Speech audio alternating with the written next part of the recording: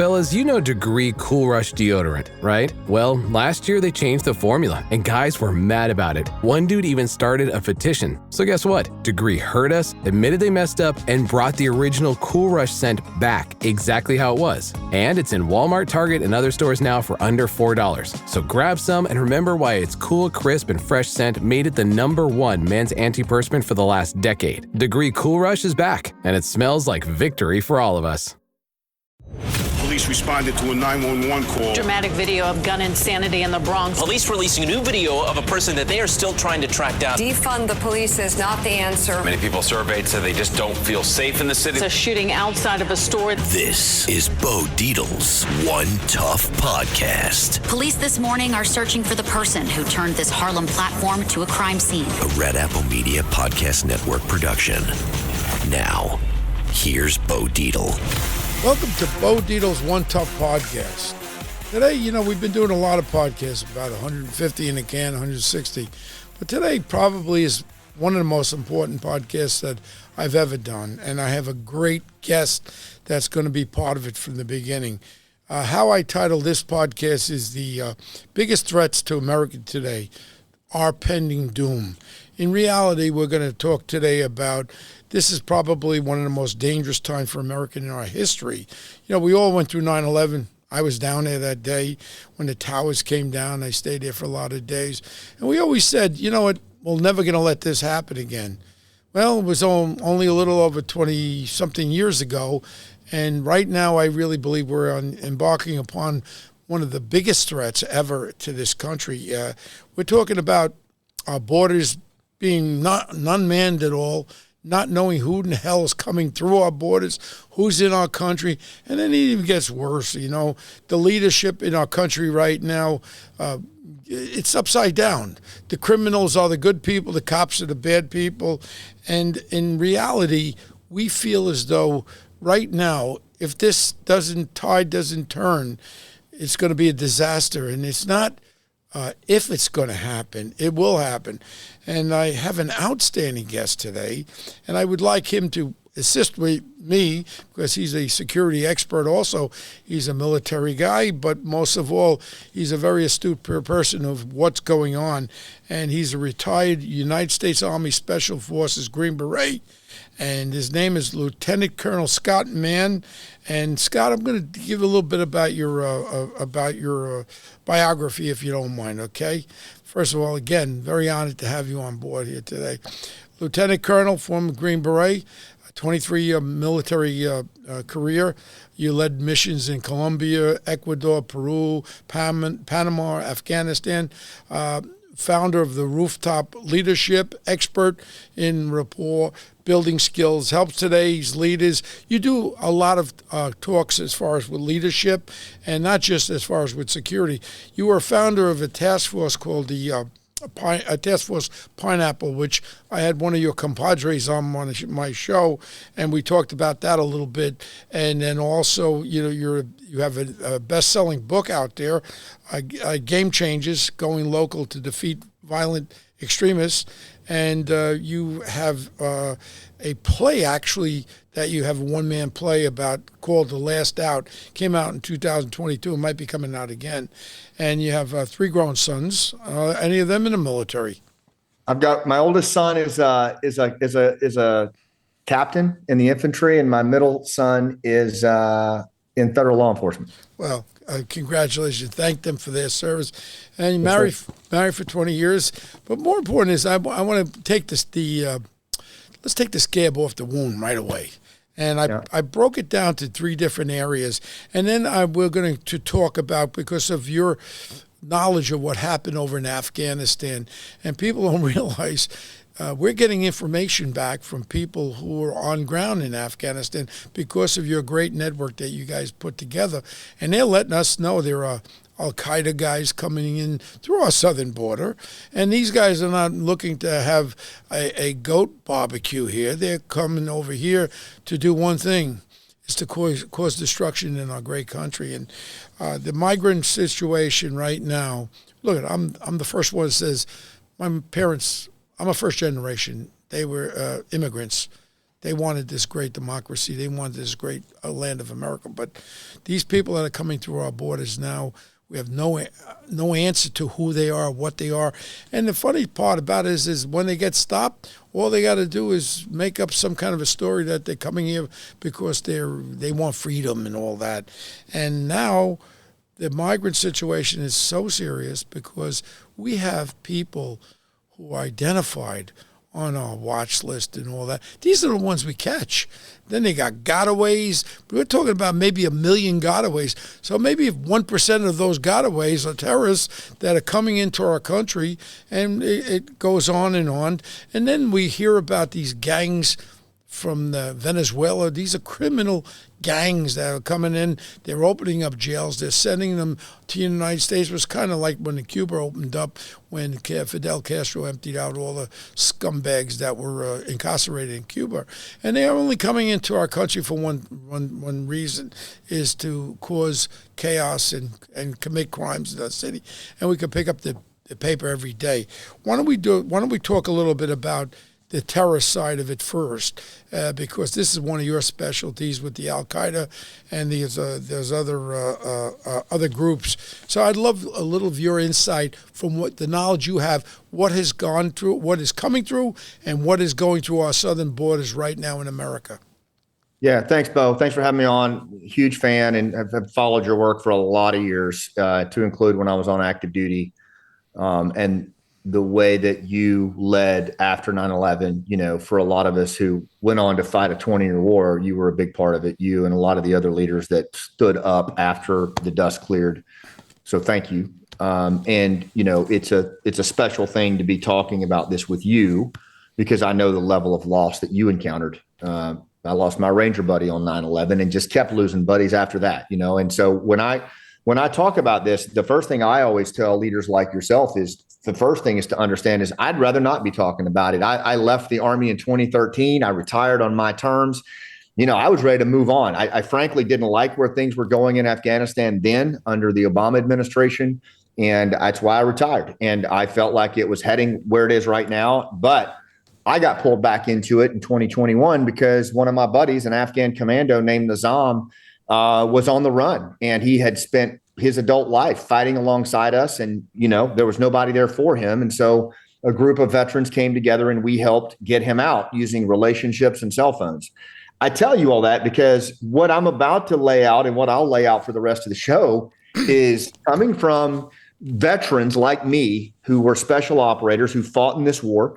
And we answered the call when our guys called us and we're in trouble, and they're still talking to us. And what they're telling us is that there is an unprecedented growth, reemergence of Al-Qaeda, ISIS, and 20 plus violent extremist organizations in Afghanistan who are training on the very NATO bases that we occupied for 20 years. And they are developing capabilities that are better than what they had in pre-9/11. They have thousands of more operators than they had pre-9/11. And if you want to know about their leadership, Hamza bin Laden, the son of Osama bin Laden, is now back in Afghanistan. He is married to the daughter of Mullah Omar. He is married to the daughter of Ayman Zawahiri. And he is married to the daughter of Siraj Haqqani, the three most wanted perpetrators of 9/11. Now, I'm sure that's just a random coincidence. But what is lining up right now is a perfect storm that, in my estimation and the estimation of a lot of global war on terror veterans, exceeds what we saw pre-9/11. And we're talking about now the technology as far as there with these drones. And we saw how comprehensive they can be. I mean, what's them to stop the Jets-Giants game Saturday to have an exhibition game, flying a drone over there, put a mortar round in there, and explode it over there, go to Grand Central Terminal, Times Square. The chaos is coming our way, and the ridiculous southern border is a great entrance to our great country, and I'm sure many of them are here right now, and we have no idea who's here or who's even coming, and we're not stopping them, right? Right. I mean, what's coming across the border, you know that 8 ISIS-K affiliated Tajiks came across the border not too long ago. There are many more gotaways than that even the Border Patrol is warning of, imminent threats. It's all of the indicators are there, Bo. And here's the other thing that's just as terrifying to me, if not more terrifying.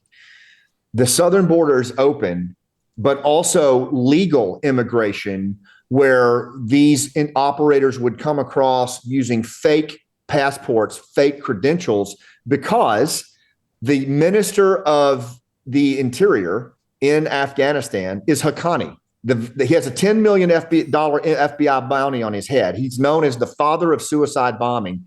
He's actually in charge of the Afghan passport office. So when they come with their passport, we have an assumption that it ain't what it looks like. Am I correct? 100%. And we know that he's issuing fake documents. Not only that, we abandoned our entire biometric system. We did not destroy the biometric system that was established in Afghanistan. So he can actually run operatives through the biometric system before they come here to make sure they don't pop.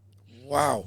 Americans love using their credit cards, the most secure and hassle-free way to pay. But D.C. politicians want to change that with the Durbin-Marshall credit card bill. This bill lets corporate megastores pick how your credit card is processed, allowing them to use untested payment networks that jeopardize your data security and rewards. Corporate megastores will make more money, and you pay the price. Tell Congress to guard your card, because Americans lose when politicians choose. Learn more at guardyourcard.com.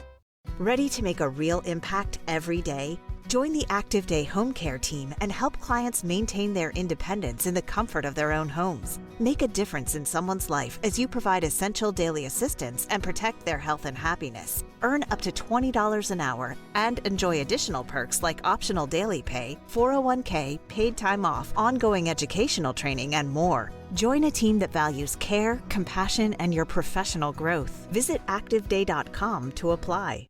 So now, in other words, also, we have people that we left behind there. We went through this with your Operation Pineapple, and people understand what that is. That was the fact that we were trying to get these interpreters and people that were saving our soldiers over there from imminent attacks and all that, and then we just left them high and dry. They were murdered, the family, wives and daughters raped, and we just left them behind. And then the names of these people that were cooperating with the United States military were given, and then their families, and they were massacred there in Afghanistan. And this is something we left behind, but now we still have a little bit. What came to mind right now is I just heard something the other day about with Israel that this Iranians now didn't attack because we're giving up the information of some operatives that we have, Israeli operatives in Iran, and that was part of the deal. Did you hear anything about that? What I do know is what I've heard is that the Iranian tie to Al Qaeda is intensely more entrenched than it ever before. Iran has their hooks in Afghanistan in a variety of ways, to include in some ways with the resistance forces that are fighting there. And so Iran is much more complicit in terrorism, even Sunni terrorism, even though they're a Shia country. They're much more complicit than they've ever been.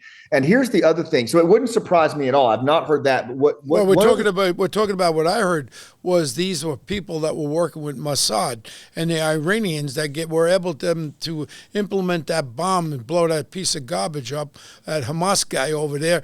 And now part of the deal is to give up the names. And I would not be surprised if this moron Secretary of State, including the moron that's heading our defenses over there, is cooperating with Iran so they can cease down this thing before the election, because no one wants to see anything happen before the election. It's very obvious that it was, let's quiet the Iranians down so they don't smack back. And it's just puzzling me. They said they were going to come and hit, and now it's, 30 days later, nothing. Yeah, it wouldn't surprise me, Bo, because after Afghanistan fell, our government allowed the Taliban to come back into power, allowed Siraj Haqqani to take over the Ministry of Interior and travel with impunity. And we're giving around $80 million every 10 days of U.S. tax dollars to the Afghan Taliban government If you can believe this, 40 million of it is to conduct counter-terror operations against ISIS. So no, it wouldn't surprise me at all if that kind of deal was made with Iranian intelligence, because it's the kind of just nefarious work that we've been doing with known enemies. And what bothers me is that Iran, we know, has an existing relationship with Al-Qaeda that we have never seen before. Like, it runs very, very deep. And one other thing I want to point out that you brought up is really important. Is one of the things that we're hearing from our contacts is that what you saw on October 7 in Israel with those localized horrific attacks where people live, work, and play, very similar to what you saw in Russia at the theater by ISIS where people live, work, and play.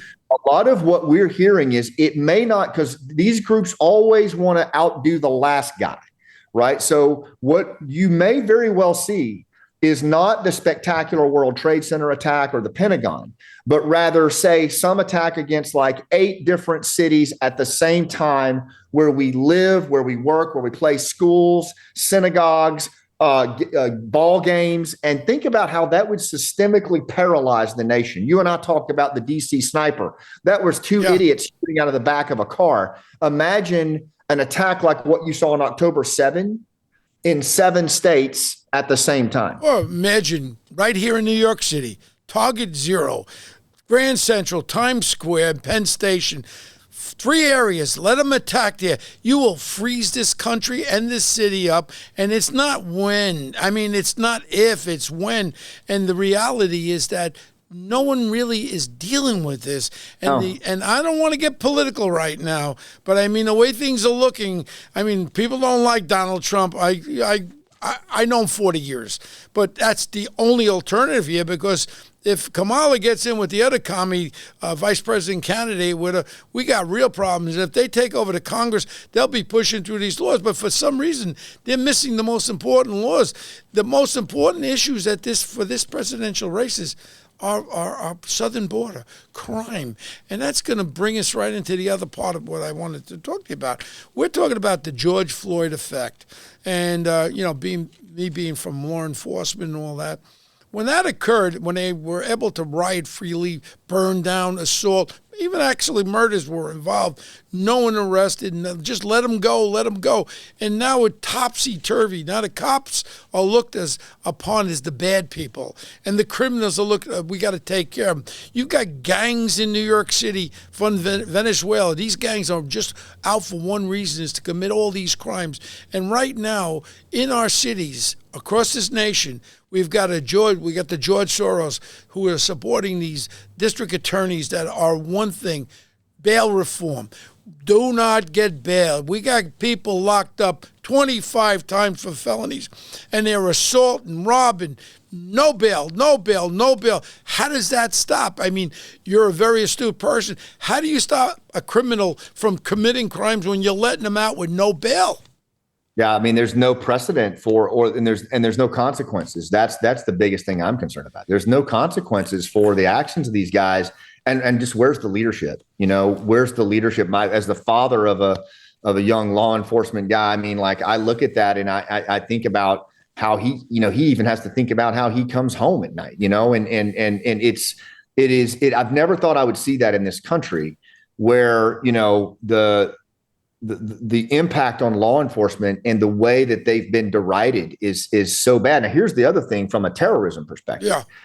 When these guys hit us at a state and local level, and they will, it's going to be local law enforcement that will carry the day, and first responders, and we're going to rely on them way more than we do the federal government. And we have treated them like crap for the last several years. And I just wonder how that's going to factor in when that reckoning comes, and we need them more than ever. Well, we had a commission here, a good friend of mine, Ray Kelly, one of the great commissioners. I think he was a lieutenant colonel like yourself in the United States Marine Corps, but not from the Army.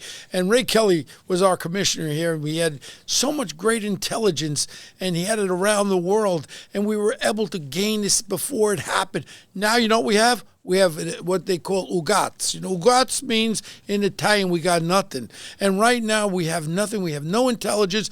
I grabbed the governor of New York State at a fundraiser. I actually gave her some cash.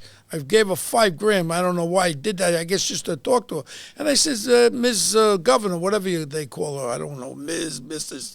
And I said, why are we not turning over convicted or not convicted people who are felons, who get arrested on a felony, who are illegally in this country? Why can't we turn it over to ICE so this way we can find out who the hell they are? No. The city, no. We have a city council of morons over here in New York City that are against everything cops. Defund, and make the cops. You go to a cop, ask them a question, they got to go on a computer, and they got to print this out.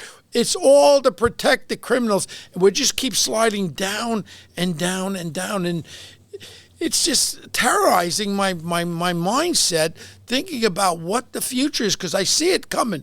On that initiative, the third part about what I wanted to speak to you about is we all know about these Chinese nationals that are coming through our southern border. And I've been to Beijing, China for a week. They're all scumbags over there, all commies over there.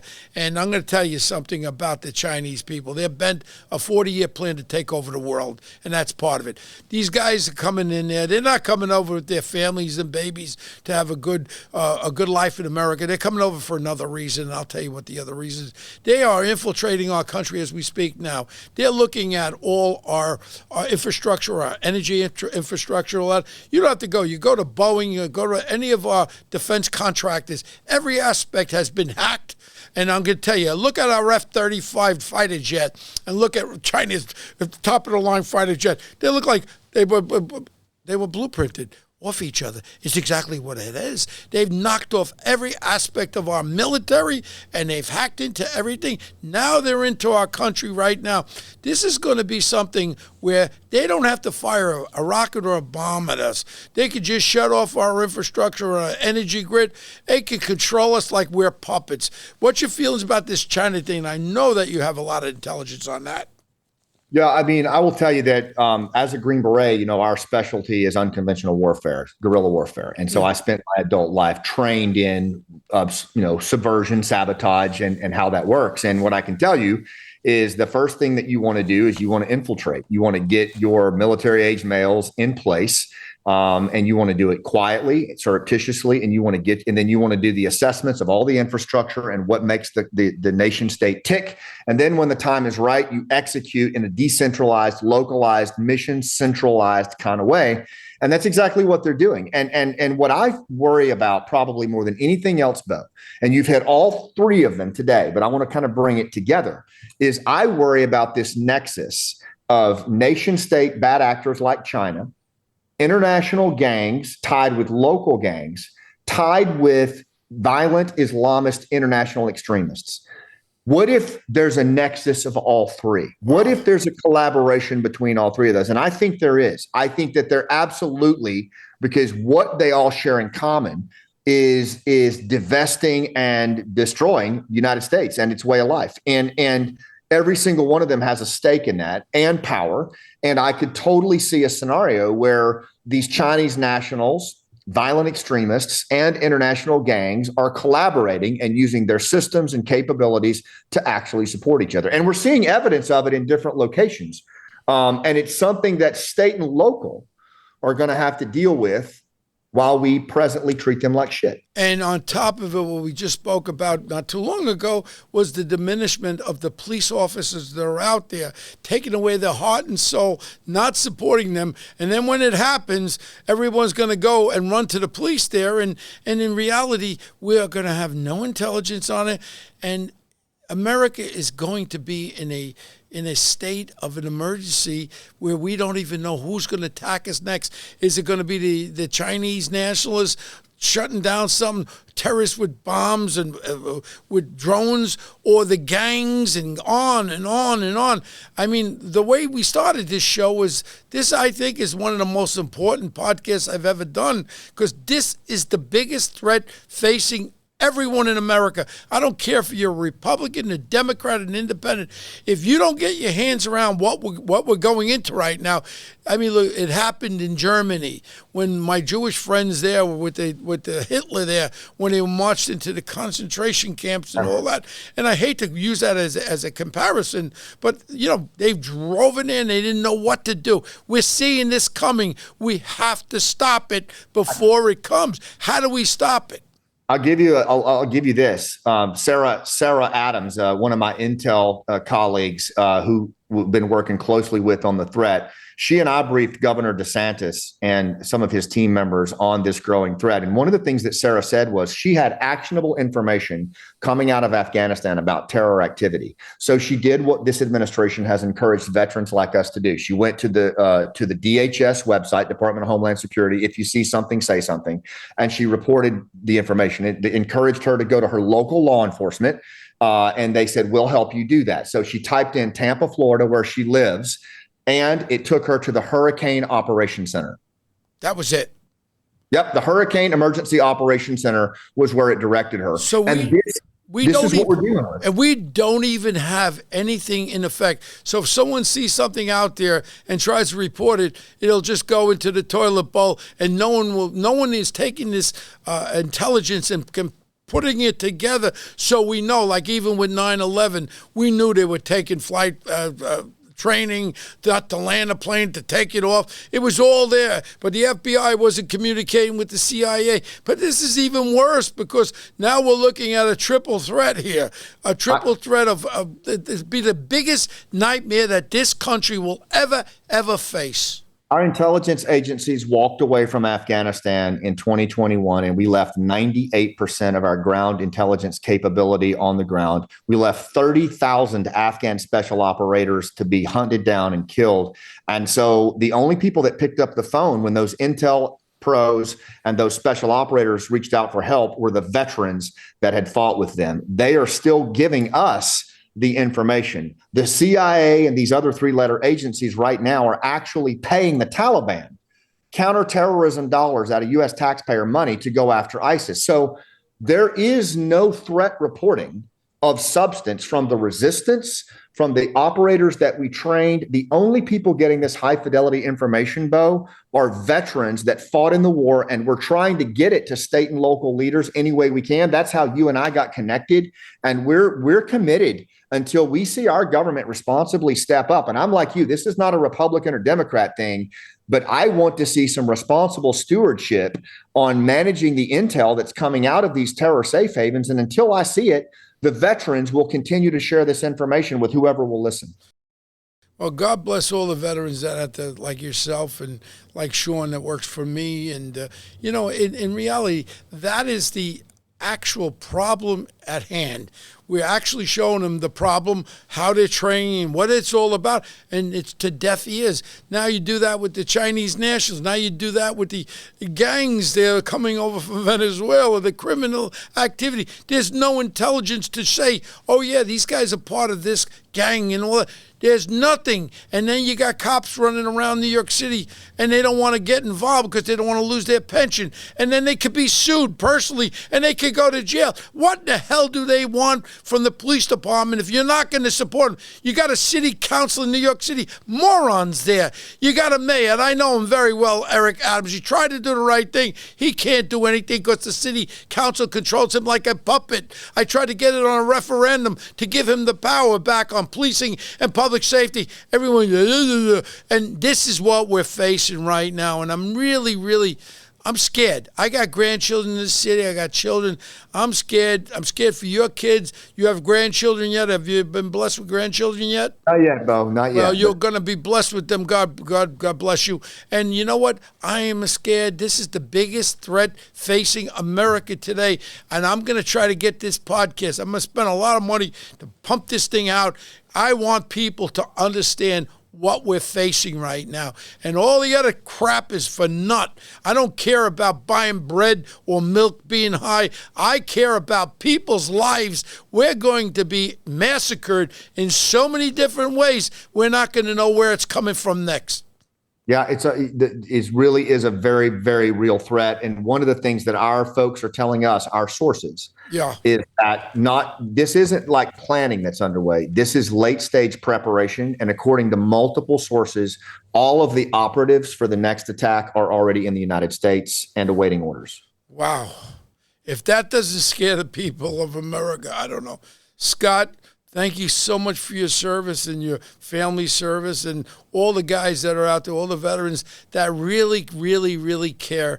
And the reality is that this probably should be played to everyone. Right now, before you vote for President of the United States, your future depends on this. Whether you like Donald Trump or not, he's a narcissist. I know him 40 years. Hold your nose and vote for Donald Trump, because if you don't get him in, we're really finished. It'll go a lot faster if Kamala Harris becomes the president. This will happen at a quicker rate. And the thing is, right now, I thank you, Scott. And we're going to keep our communications open. And if there's anything that I could do to help any of the veterans there, I'm a big veteran guy. And I don't know if you know it, President Trump actually congratulated me at Steve Ross's house when he was in the second year as the presidency. Before he became the president, I said to him, Donald, what you should do if you become the president, because what they're doing to the veterans at the Veterans Administration Hospital is horrible. Oh, wait 3 months here, sit over there. I said, you should do Veterans Choice, where veterans for PTSD and medical could go anywhere. He actually gave me the credit for that. And Lindsey Graham, senator, was sitting next to me. He's patting me on the back. I said, that was great. I walk him outside, and I said, Mr. President, why don't you give the Medal of Freedom to my friend, the senator from Arizona, McCain, who I knew, and he just flaked it right off. How wonderful would have that been for Trump to say, you know what, I'm sorry, he was a real American hero. Give his family the Medal of Freedom. I wanted to see him do that. And I think that would have made every veteran say, look, you say some stupid things, you make a mistake, but then you apologize and you make his family feel great, because he was a true American hero, Senator McCain. I don't give a crap about politics. He was incarcerated 7 years in Hanoi, and we should recognize him as being a true American hero, and God bless his family. That's all I got. Yes. Thank you, Bo. And what I would close with is thank you for your support to the veterans over the years. And what I would ask is this. We are in, as we're recording this, we're in August and we're approaching 9/11. But what a lot of people don't realize is this is the 3-year anniversary of the collapse in Afghanistan. It started on August 15th with the collapse of Kabul. It grew to a low point on the 26th with the Abbey Gate bomber that took 13 of our bravest from us. And then it culminated on the 30th of August with the last plane leaving this country of Afghanistan. And ever since then, many of our veterans have been decimated by this. For 20 years, they fought this war. They did what our country asked voluntarily. And then we as a nation, we turned the page on them like a ServPro commercial, like it never even happened. And many of them have been on the phone with these commandos and these intel pros paying for safe houses. They've cashed in their kids' college funds so they could do medical drops. They've paid for visas, and they're decimated from it. And we've lost a lot of suicide. I lost one of my buddies to suicide from this. And what I would just say is maybe this month, instead of saying thank you for your service, is if you know somebody that fought in Afghanistan, fought in Iraq, look them in the eyes and thank them and tell them it mattered. Tell them it counted for something, because it did. And that's what they're asking themselves right now. And we can never let these precious Americans think, or their families, that it didn't matter, because it did. And it reminds me, I'm old enough to remember Vietnam. With a lot of my friends that I lost over there, they were treated similar. And they came back and they were treated like garbage, like these true heroes that fought in Afghanistan, all for nothing, in the sense that the America just disregarded them. And again, Scott, God bless them. God bless all our veterans. And God bless you and your family. Scott, thank you. We'll be in touch. Okay, Scott? Yes, sir. Thanks for having me. Have a good day. Bye. Thank you very much.